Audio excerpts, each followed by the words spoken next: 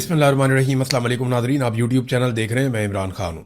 Nadreen, Quetta में बलूचिस्तान में खौफनाक दहशतगर्दी के हमलों के बाद वज़ीर आज़म पाकिस्तान शहबाज शरीफ साहब और फील्ड मार्शल आसिम मुनीर, ये दोनों लोग और दीगर बहुत सारे लोगों को लेकर ये लोग गए कोयटा में खसूसी परवाज़ों पे, और कोयटा में जाकर इन्होंने मीटिंग की एक।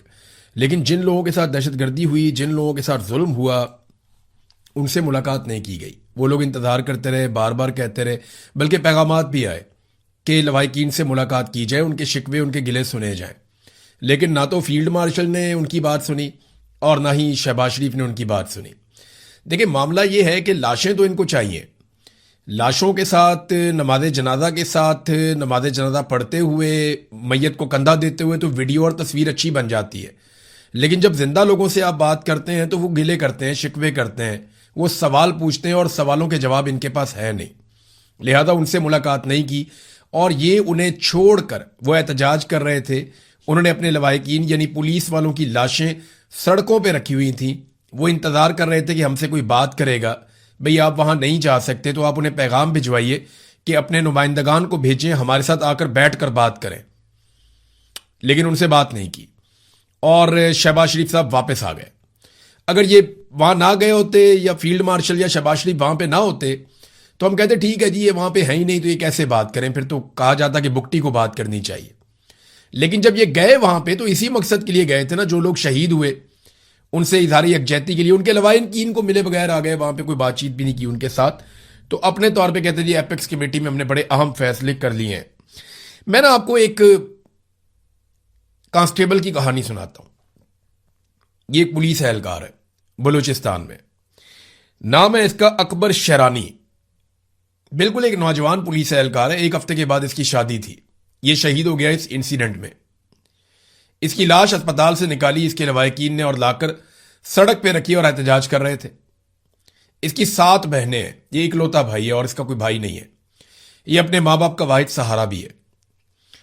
तो इसकी लाश जो है वो बहुत ही गरीब है। इसके घर वाले इतने अमीर लोग नहीं है। वो बेचारे पहले बड़ी मुश्किल से इसकी लाश उन्होंने हासिल की, सड़क पे लेकर गए, वहां एहतजाज कर रहे थे। एहतजाज करने के बाद आबाई इलाके में लाश को मुंतकिल करना था। तो उन्होंने हुकूमत से रब्ता किया, सरकार से रब्ता किया कि जनाब एक एम्बुलेंस दे दें, हमने अपनी लाश को घर लेकर जाना, एक शहीद की लाश को। और उन्हें एम्बुलेंस नहीं दी गई सरकारी। फिर जो लवाहिकीन थे उन्होंने आसपास मौजूद लोगों से चंदा इकट्ठा करना शुरू किया। 30,000 रुपया उन्होंने चंदा इकट्ठा किया, आपस में पैसे डाले और कुछ उन्होंने इधर उधर से चंदा इकट्ठा किया और उस चंदे के पैसे से उन्होंने एक एम्बुलेंस का बंदोबस्त किया और उसमें अपने शहीद की मैयत को लेकर अपने इलाके में चले गए। जब वो जिंदा था तो उसको लड़ने के लिए बंदूक नहीं दी, उसको हथियार और एमुनेशन नहीं पहुंचाया, और जो डीएसपी लेकर जा रहा था हथियारों को, उसे रास्ते में रोका गया। ये भी एक खबर आई है, मैं इसकी तस्दीक कर रहा हूं, हो जाएगी, कि बजाय इसके कि फोर्सेस फौरी तौर पे हथियार और कुमक पहुंचाती पुलिस वाले जो लड़ रहे थे उनको, जो कुमक या हथियार कोई लेकर जा रहा था उन्हें भी एहलकारों को रोका गया रास्ते में। फिर मकामी लोग निकले अपने वेपन्स लेकर, जितने उनके महदूद वेपन्स थे उन्होंने भी मुकाबला किया। लेकिन 200 शरपसंद थे या 200 दहशतगर्द थे जिन्होंने हमला किया हुआ था। अब ये 200 दहशतगर्द कौन थे ये मैं आपको बताता हूं। इन दहशतगर्दों ने, इतने जालिम लोग हैं, इन्होंने लाशों के ऊपर तेजाब और केमिकल भी फेंका है।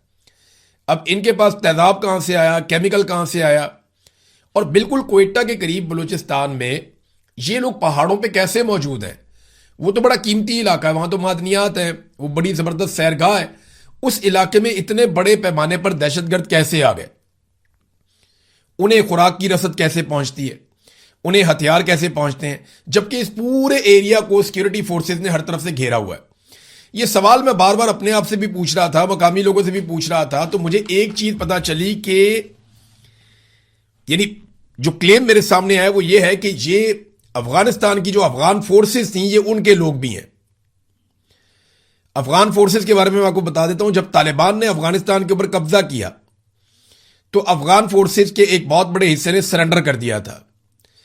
लेकिन उनमें से कुछ लोग जो है वो पाक अफगान बॉर्डर एरियाज में आकर छुप गए थे और उन्होंने पनाह ले ली थी। और क्योंकि पाकिस्तान की फौज बड़े लंबे अरसे से उनके साथ काम करती रही है तो उन्हें मौका भी मिला। अब वो लोग भी यहां पे बहुत बड़ी तादाद में मौजूद हैं जिनके पास ट्रेनिंग भी है और जदीद हथियार भी है। अब कुछ ज़राए ये कह रहे हैं कि उन्हें यहां पे इसलिए पनाह दी गई थी क्योंकि वो तालिबान के दुश्मन है और जब मौका मिलेगा तो उन्हें तालिबान के खिलाफ इस्तेमाल किया जा सकता है, और उन्हें टीटीपी से लड़वाने के लिए यहां पे इकट्ठा किया गया। अब कुल मिलाकर हमें जो बलूचिस्तान से पिक्चर आ रही है वो ये है कि स्मगलरों को इकट्ठा किया जा रहा है, उन्हें मुसल्लह किया जा रहा है। जो जराइम पेशा लोग हैं जिनके सरों के ऊपर इनामात थे उन्हें भी इकट्ठा किया जा रहा है, फ्री हैंड दिया जा रहा है। फिर जो अफगान फोर्सेस थी जिनसे तालिबान लड़ते थे वो भी यहां पे इकट्ठे किए गए हैं। तो इस तरह अलग अलग किस्म के ग्रुप्स को इकट्ठा करके एक बहुत बड़ी फोर्स तैयार की जा रही है अलग अलग किस्म की, और इनका काम है ये नेशनलिस्ट जो है उनके साथ लड़े, कौम परस्तों के साथ, या बीएलए के साथ लड़े, या दीगर तंजीमों के साथ लड़े, या टीटीपी के साथ लड़े। यानी पाकिस्तान में एक के बाद एक प्रॉक्सी बनाई और तैयार की जा रही है। लेकिन याद रखिएगा, प्रॉक्सी बनाने के खेल में पाकिस्तान को हमेशा नुकसान हुआ है। इदारों ने वक्ती तौर पर फायदा हासिल किया, लेकिन end of the day ultimately Pakistan को इसका नुकसान हुआ है। बलूचिस्तान की इस वक्त की सूरत हाल यह है कि ट्रेनें तक बंद कर दी गई हैं, यानी महदूद मुद्दत तक के लिए ट्रेनें बंद कर दी गई हैं और बलूचिस्तान में आमदोरफ्त रोक दी गई है। यानी मैं फिर आपको दोबारा वहां ले जाता हूं कि खसूसी तैयारों के ऊपर बैठ के फील्ड मार्शल और शहबाज शरीफ और उनके लोग पहुंचे हैं कोयटा में। क्यों पहुंचे? कि ये लोग शहीद हो गए थे। अब वो जो शहीद है उनके लिए एम्बुलेंस भी नहीं है, यानी शहबाज शरीफ के लिए, फील्ड मार्शल के लिए, बाकियों के लिए खसूसी तैयारे हैं। वो अपने खसूसी तैयारों में वीवीआईपी प्रोटोकॉल के साथ वो पहुंच जाते हैं कोयटा में, जबकि ये जो शहीद अहलकार है जिसके लिए वहां पे इकट्ठे हुए हैं, इसको इसकी मैयत इसके इलाके तक पहुंचाने के लिए एम्बुलेंस भी नहीं दे रहे। वो बेचारे चंदा जमा करके अपने शहीद अहलकार को लेकर जा रहे हैं। 9 अहलकार नादरीन बाजियाब करवाए गए हैं। अब इसका क्रेडिट इससे पहले कि कोई ले, मैं आपको असल खबर बता देता हूं ये 9 अहलकार कैसे बाजियाब हुए। जो रोजनामा कुदरत है उसके अंदर ये खबर छपी है बलूचिस्तान से। वो ये बताते हैं कि अभी तक इन इतलात की मुकम्मल तौर पर तस्दीक या तस्वीर वीडियो सामने नहीं आई, मगर हना ओड़क से जो अगवा होने वाले 9 अफराद हैं उनको मुसल्लह अफराद ने रिहा कर दिया है। जराये के मुताबिक मगवी अफराद की रिहाई के लिए कल इलाके के बुजुर्गों और मोतबरीन का एक वफद पहाड़ों में मुसल्लह अफराद के पास गया था।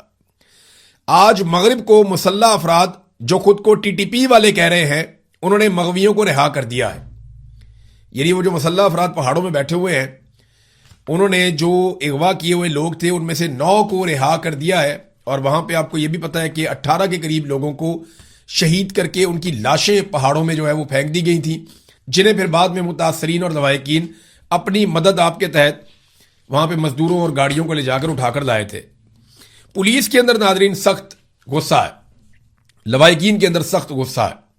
वो गिले और शिकवे कर रहे हैं कि जी आपने हमारे बच्चों को मरने के लिए छोड़ दिया, जबकि पुलिस में सख्त रद्द अमल है। अब वो फोर्स है एक, मैं नहीं चाहता कि ऐसा कभी हो, लेकिन ऐसा दिखाई देता है कि उनके लिए ड्यूटी करना मुश्किल होता चला जा रहा है। वो अपने आप को बेबस और तनहा महसूस कर रहे हैं। और ऐसी ही चीजें खैबर पख्तूनख्वा की पुलिस के अंदर से भी सामने आई थी कि उन्हें ना तो सहूलियात दी जाती हैं और लड़ाई बहुत बड़ी है जिसके अंदर उन्हें धकेल दिया जाता है। तो उस तरह की लड़ाई के लिए उनको इक्विपमेंट भी दिया जाए ना, उन्हें तैयारी भी की जाए। लेकिन पुलिस को बहरहाल धकेल दिया गया। और शहबाज शरीफ साहब जब गए यहां पे कोयटा में तो इन्होंने सबके खिलाफ बात की, लेकिन भारत के खिलाफ बात नहीं की। DGISPR या आर्मी चीफ ये लोग रोज कहते हैं फितनतुल हिंदुस्तान अल खवारिज और फितनतुल इसराइल और यहूदुल, पता नहीं क्या कुछ इनके अजीब अजीब फितने नाम रखे हुए। इतनी ज्यादा अरबी बोलते हैं हमें तो समझ नहीं आती, तो वो नाम भी अरबियों के अंदर रखते हैं। तो मामला ये है कि सीधी सीधी बात अभी दहशतगर्द है। अब DGISPR कहते हैं कि इंडिया की जो एजेंसियां हैं वो पाकिस्तान के अंदर दहशतगर्दी करवा रही हैं। वजह वो ये बताते हैं कि वो दहशतगर्दी इसलिए करवा रहे हैं कि पाकिस्तान में तरक्की और इस्तेहकाम जो है वो भारत से हजम नहीं हो रहा। तो मेरा सवाल यह है कि पाकिस्तान की वो ऐसी कौन सी तरक्की है, किसी एक चीज में आप बता दें जो भारत को हजम नहीं हो रहा। यानी आप मईशत के अंदर आप नीचे जा रहे हैं, दहशतगर्दी आप नीचे जा रहे हैं, इन्वायरमेंट आप नीचे जा रहे हैं, बेरोजगारी बढ़ गई है, गुर्बत बढ़ गई है, पाकिस्तान में लोग पाकिस्तान छोड़ छोड़ कर जा रहे हैं, सरमायाकारी पाकिस्तान में आ नहीं रही बल्कि पाकिस्तान से बाहर पैसा मनी लॉन्डर हो रहा है, इंडस्ट्री आपकी बैठ गई है, मल्टीनेशनल कंपनियां आपको छोड़ छोड़ के जा रही हैं, मुल्क के असासे आप बेचते चले जा रहे हैं बारी बारी। इस्तेहकाम की हालत यह है कि पाकिस्तान में किसी को नहीं पता कल ये हुकूमत होगी या नहीं होगी। हालात ये हैं इस्तेहकाम के कि फील्ड मार्शल जो सबसे पाकिस्तान का ताकतवर आदमी है, सबसे ज्यादा बंदूकें उसके पास है या उसके कंट्रोल में है, उन्हें इस्तेस्ना लेना पड़ जाता है कि पता नहीं कल मेरे साथ क्या हो जाएगा। जब इस तरह की सूरत हाल है तो दुश्मन आपकी कौन सी तरक्की से और इस्तेहकाम से खाइफ हो रहा है, मुझे तो समझ नहीं आ रही। लेकिन होता पता है क्या है, पाकिस्तान में जब भी कोई नालायकी होती है ना पाकिस्तान के इंटेलिजेंस इदारों से और दहशतगर्दी के बड़े बड़े वाकयात होते हैं, आप देखें ना चागी में आते हैं वो आगे पूरे चागी को कंट्रोल कर लेते हैं, फिर वो अपनी मनमानी करते हैं कई घंटों तक, फिर जब दिल करता है वो चले जाते हैं बीएलए वाले। और पाकिस्तान की इंटेलिजेंस एजेंसियों को कानों कान खबर ही नहीं होती, इन्हें पता ही नहीं चलता। अब अपनी नालायकी के ऊपर पर्दा डालने के लिए बड़े आराम से कह देते हैं ये भारत की कार्रवाई, लेकिन वो ये नहीं सोचते कि इसमें भारत की इंटेलिजेंस एजेंसियों को कितना क्रेडिट वो देते हैं। एक फौज का तर्जुमान खुद ये कह रहा है कि हम नाकाम हो रहे हैं और उसकी वजह यह है कि दुश्मन मुल्क की एजेंसियां कामयाब हो रही हैं। ये आप सिर्फ ब्लेम गेम नहीं कर रहे, ये आप भारत की इंटेलिजेंस एजेंसियों को शाबाश या उनको क्रेडिट दे रहे हैं कि जनाब वो बहुत अच्छा काम कर, वो अच्छा काम कर रहे हैं तो आप क्या कर रहे हैं? आप क्या कर रहे हैं? आपने कहां पे रोकी दहशतगर्दी? लगातार दहशतगर्दी के वाकयात बढ़ते चले जा रहे हैं, एक के बाद दूसरा, तीसरा, चौथा, पांचवा, कहां पे जाके ब्रेक लगेगी? बाद में खबर दे दी जाती है जी हमने कामयाब ऑपरेशन किया। वो पता चला कामयाब ऑपरेशन ये था कि बुजुर्ग गए जाके उनसे बातचीत करके कबायली तरीके से वो अपने कुछ बाजियाब लोगों को वापस लेकर आए, लाशें भी जाके उन्होंने अपनी खुद उठाई, और बजाय बंदे बाजियाब करवाने के वहां पे बंदे जो है वो शहीद हो गए। तो कामयाब ऑपरेशन आप किसे कहते हैं जी? हमारे जो है 42 मारे गए, उनके 50 मारे गए या 55 मारे गए, ये क्या बात हुई? ये कैसे हो सकता है कि सिक्योरिटी फोर्सेस का एक भी आदमी कत्ल किया जाए? आपको पाकिस्तान को अभी नोशकी के अंदर इत्तला आ रही है कि वहां पे पुलिस वालों पे फायरिंग हुई है, बहुत सारे जख्मी हो गए, 2 शहीद हो गए वहां पे भी। हर थोड़ी देर के बाद बलूचिस्तान से कोई ना कोई बुरी खबर आती है, और बलूचिस्तान को यहां तक पहुंचाया पाकिस्तान की मिलिट्री एस्टेब्लिशमेंट ने। उन्हें समझ ही नहीं आ रही बात की कि बलूचिस्तान को उन्होंने कहां से कहां पहुंचा दिया। और शहबाज शरीफ को देखे, वो नवाज शरीफ की पॉलिसी पे चल रहे हैं। उन्होंने एक मरतबा भी भारत का नाम नहीं लिया। DGISPR सारा क्रेडिट भारत को देते हैं और शहबाज शरीफ साहब भारत का नाम भी नहीं लेते। भी वजीर आजम को भी बोले ना, इमरान खान तो बहुत खुलकर बात करते थे, जो बात जहां फिक्स होती थी वहां पे बात करते थे कि जनाब इसने ये किया, इसने ये किया, इसने ये किया। उन्होंने तो डोनाल्ड ट्रंप को भी जवाब दिया था, लेकिन शहबाज शरीफ साहब मुझे नहीं लगता कि ये जवाब दे पाएंगे। और साबित करना चाहते हैं कि बलूचिस्तान के हालात बिल्कुल नॉर्मल है, वहां पे रिट ऑफ द गवर्नमेंट कायम है, और उसके लिए सहाफियों को इकट्ठा करते हैं, कभी यहां से, कभी वहां से, कभी वहां से। अब तो इनको सहाफी भी नॉन सीरियस किस्म के वाजुकात मिलते हैं। मैं हर दफा नहीं कह रहा, ज्यादातर उनको नॉन सीरियस किस्म के लोग ही मिलते हैं। जिन लोगों को सहाफत की अलिफ बे का भी नहीं पता, उन्हें भी इकट्ठा करके ये ले जाते हैं बलूचिस्तान में। क्या हो तुम्हें कोर्स करवाएं, आओ तुम्हें दिखाएं बलूचिस्तान के हालात कितने अच्छे हैं। इसी तरह अगर आप 60 और 70 की दहाई के अखबार पढ़े ना, 60 से 70 के बीच का जो टाइम था, आप अखबार पढ़ें, उस दौर की किताबों को आप कंघालें, तो आपको पता चलेगा कि इसी तरह सहाफियों को जहाज़ों में भर भर के ले जाया जाता था। कहां पे? बांग्लादेश में। और वो वापस आकर ये खबरें देते थे, जनाब वहां पे तो कमाल हो गया, पाकिस्तान के साथ मोहब्बत की वहां पे एक मिसाल कायम होगी, एक लाजवाल पाकिस्तान के साथ मोहब्बत की कहानियां उस दौर में उन लिखारियों ने लिखी हैं, अखबारात में छापी गई, किताबों में लिखी गई।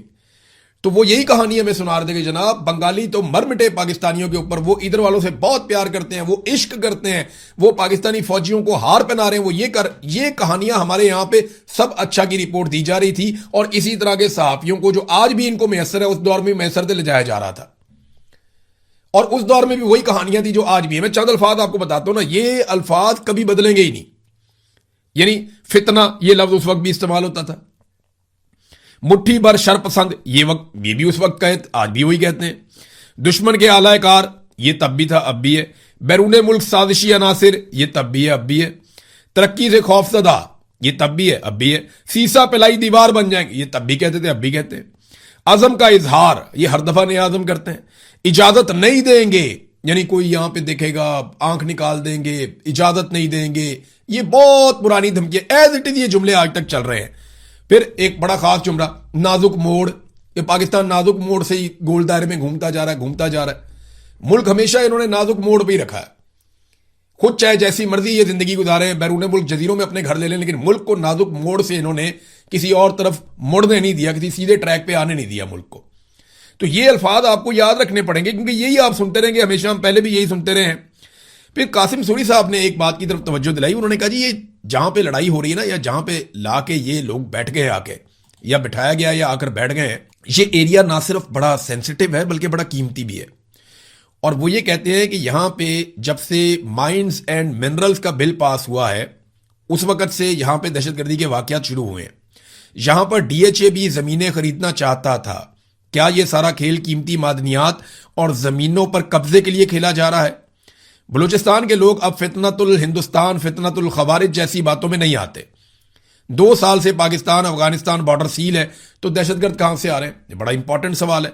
मैंने आपको बताया ना कि जो अफगान फोर्सेस थी उनको भी अब पाकिस्तान के अंदर जो है वो बड़ी सहूलत मैसर है, वो भी यहां पे रहते हैं। नादरीन, एक और चीज मैं आपके सामने रखता हूं। ये मुफ्ती तकी उस्मानी साहब है, इन्होंने एक स्टेटमेंट दे दिया। मुफ्ती तकी उस्मानी साहब पाकिस्तान के सबसे बड़े मुफ्ती हैं। वो ये कहते हैं जी क्रिप्टो करेंसी को माल करार नहीं दिया जा सकता, इसकी खरीदो फरोख्त जायज नहीं है। ये फतवा है कि क्रिप्टो जायज नहीं है, ये उन्होंने फतवा दे दिया। मेरा उनसे सवाल है कि मुफ्ती तकी उस्मानी साहब आप ये बताएं कि क्या फार्म 47 के ऊपर बनाई हुई जाली हुकूमत जायज है? उस पर भी आप बता दें। उसको चलाना यह जायज है? जिन्होंने बनाई उन्होंने जायज काम किया? किसी सरकारी मुलाजिम का अपने हलफ की खिलाफ वर्जी करना और बार बार करना, क्या यह जायज है? गरीब के नेफे में पिस्तौल चला देना और अमीर के नारे के साथ लटक जाना, क्या यह जायज है? बताएं ना, इसके बारे में भी आप अपनी राय जरूर दीजिएगा कौम को। फिर यह बताएं कि ताहयात ओहदे और इस्तिस्ना लेना, क्या यह जायज है? डोनाल्ड ट्रंप को नोबेल इनाम के लिए नामजद करना, क्या यह जायज है? इसके ऊपर भी आप लबकुशाई करें, जरा पता चले पाकिस्तानियों को। मजीद चीजों के बारे में आपकी राय उनके सामने आनी चाहिए। नाज़रीन, कश्मीर के बारे में मैं एक चीज आपको बताऊं, वहां पे ना एक बड़े ऑपरेशन की मनसूबाबंदी की जा रही है। जो कश्मीर में हमारे दोस्त हैं वो जरा आप खबरदार रहे। मेरे पास 3 सोर्सेज से ये इतला आई थी, मैं इसको कंफर्म कर रहा था और अब मुझे समझ भी आ रही है इस बात की कि क्यों एक ऑपरेशन की प्लानिंग की जा रही है। कश्मीर में एक बात तो बड़ी क्लियर कर दी गई है कि या तो इलेक्शन मुलतवी किए जाएंगे कश्मीर में, या फिर एक ऑपरेशन किया जाएगा और वो ऑपरेशन इसी हफ्ते के अंदर होगा। क्योंकि ऑपरेशन से पहले इनको कम से कम 2 हफ्ते चाहिए कंपेन के लिए, निकलने के लिए, कोई ना कोई चीजों को आगे पीछे करने के लिए। या तो इनको इलेक्शन चंद महीने आगे लेकर जाना पड़ेगा और इस चीज को डिफ्यूज करना पड़ेगा। बसूरत दीगर इसी हफ्ते में खुदा ना खास्ता कश्मीर के अंदर एक खौफनाक ऑपरेशन हो सकता है और इस ऑपरेशन के अंदर काफी नुकसान भी हो सकता है। इसकी प्लानिंग की जा रही है और इसके अंदर किस तरीके से ये ऑपरेशन किया जाएगा मैं अभी कुछ कहना नहीं चाहता, लेकिन मेरे सोर्स ने मुझे ये बताया कि हर तरह का सामान इस्तेमाल किया जाएगा, पूरे वसाइल लगाए जाएंगे और इसको वंस फॉर ऑल किया जाएगा। एक ही दफा करें और सब खत्म करें, दोबारा ये कभी इकट्ठे ना हो। और खास तौर पे जो 4-6 लोग मेन टारगेट हैं उनको अचीव करने की कोशिश की जाएगी इस मर्तबा। यह है नाजरीन सूरत हाल कश्मीर की। लेकिन कश्मीर के लोग पीछे हटने को तैयार ही नहीं है, वो एक कदम पीछे नहीं हटते। हाँ, रजा डार के बारे में कहते हैं जी आजकल बात नहीं हो रही, वो मीडिया को मना किया गया। डार फैमिली का आदमी है ना, इसाक डार का नवासा है, तो फिर कैसे हो सकता है? रजा डार के बारे में बहुत सारे लोग कह रहे थे बात नहीं हो रही, तो मैं एक खबर फिर मैंने निकाली है और पुलिस राय से मुझे पता चला है जो लोग परेशान है रजा डार के बारे में वो बिल्कुल परेशान ना हो, बिल्कुल आराम में है, सुकून में है, उसे किसी किस्म की कोई दिक्कत नहीं है, कोई तकलीफ या तंगी नहीं है, बिल्कुल वो मजे में है।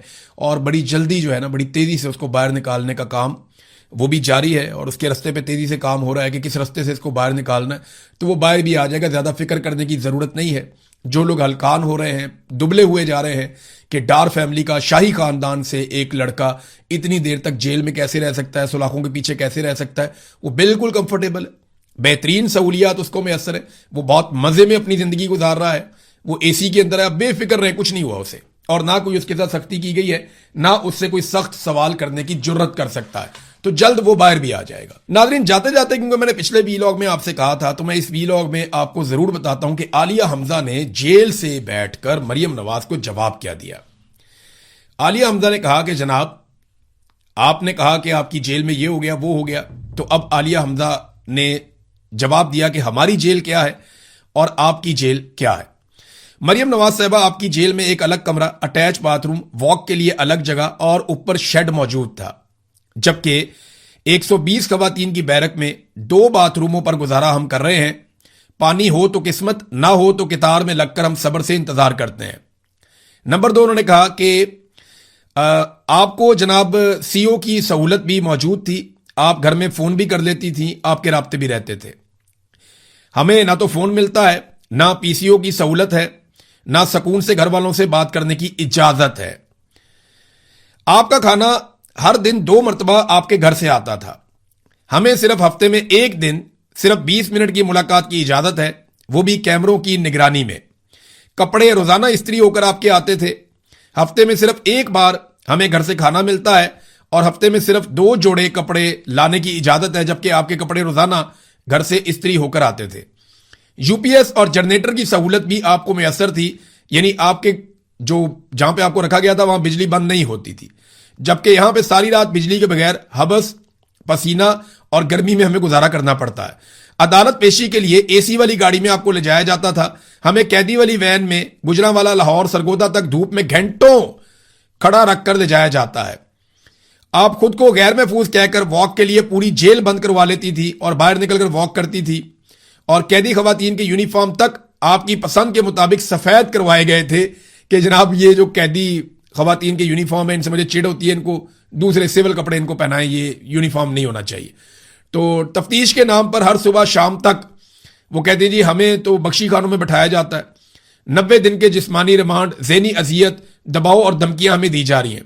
और मरियम नवाज साहिबा, असल फर्क यह है कि आपने जेल नहीं काटी, जेल को अपनी सहूलियत के मुताबिक आपने इस्तेमाल किया है, और हमने जेल को वैसे झेला है जैसे सियासी कैदी जेल को झेलते हैं, गर्मी में और सख्ती में, महरूमी में, बेबसी में, मगर हमने सर उठाकर जेल काटी है। फिर उन्होंने कहा कि अगर जेल में हौसला, साबित कदमी और मजामत का सबक मरियम नवाज साहिबा आपने लेना है तो फिर इमरान खान की खवातीन से सीखिए, जो हर बार सख्ती के बावजूद सर उठाकर मुस्कुराकर साबित कदमी के साथ सामने आई, ना हीट वेव के नोहे पड़े, ना प्लेटलेस के मरसिए पड़े, और ना एसी ना मिलने की दुहाइयां दी, झूठे मुकदमात सहे, गद्दारी के इल्जामात झेले, जेलें काटी, ज़हनी अजियत हमने बर्दाश्त की।